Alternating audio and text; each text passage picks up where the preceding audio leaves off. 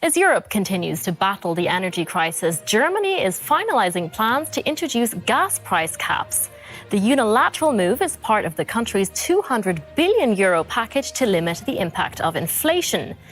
Under the proposals, due to be officially announced on Wednesday, the average household would save around €1,000 a year on their gas bills. Big industrial companies would also benefit from price caps, but in their case, the measures come on condition of keeping existing operations in Germany and 90% of jobs in the country for a year. So far, there's been no agreement on an EU-wide price cap for gas. For more on this, let's talk now to energy analyst and lecturer at the Hertie School of Governance, Thomas O'Donnell. Hi, Thomas. Lovely to see you. It's really interesting that the government is attaching conditions to these gas price caps for companies. Do you think it's very worried about a corporate exodus? Well, thank you for having me, Kate. Of course, they're very worried. Back some years ago, when the fracking revolution, natural gas revolution, started to take place in the United States, and Germany, meanwhile, had the highest prices in Europe of energy. Many energy-intensive companies, especially refining, had already gone to Louisiana and the U.S.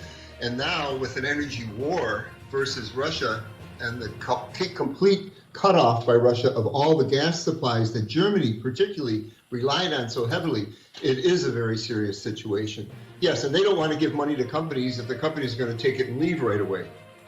Exactly, and on that very point, these measures come just a couple of days after the biggest chemicals company in the world, BASF, announced major cost cuts in Europe and an expansion of its operations in China.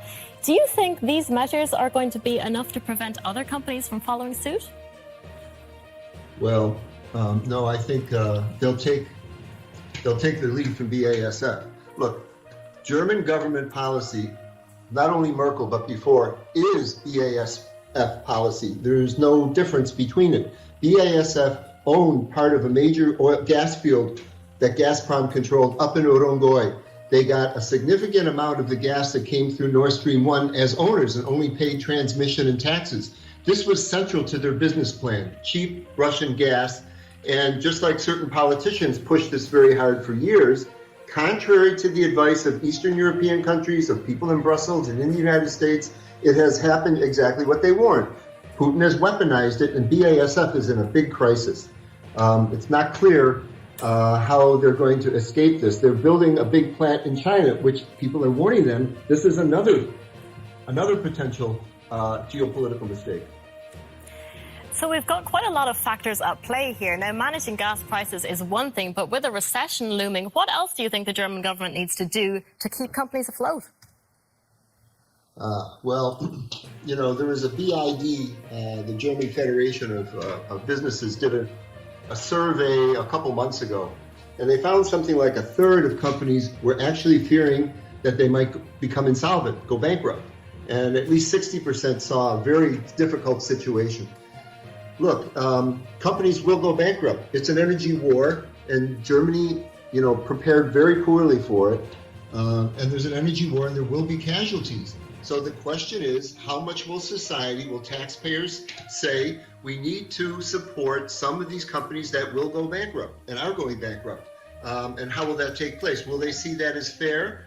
It depends how much citizens feel their bills, their woes are being taken care of by the present price cap and subsidy program the government is announcing. And on that notion of solidarity, the EU has failed to agree on a common gas price cap. How damaging is it for countries to go alone? Well, here's the problem. What we have to be very careful of is that the countries don't turn on one another. For example, Germany has been able to fill its storage with the Russian gas cut off. Now, how did that happen? Well, by paying a very high price, by willing to pay whatever is necessary. So people have talked about that developing countries, Pakistan, Sri Lanka, can't get gas because Europe is buying it. But between the European countries, if Germany is paying more and can pay more, that takes away from its neighbors.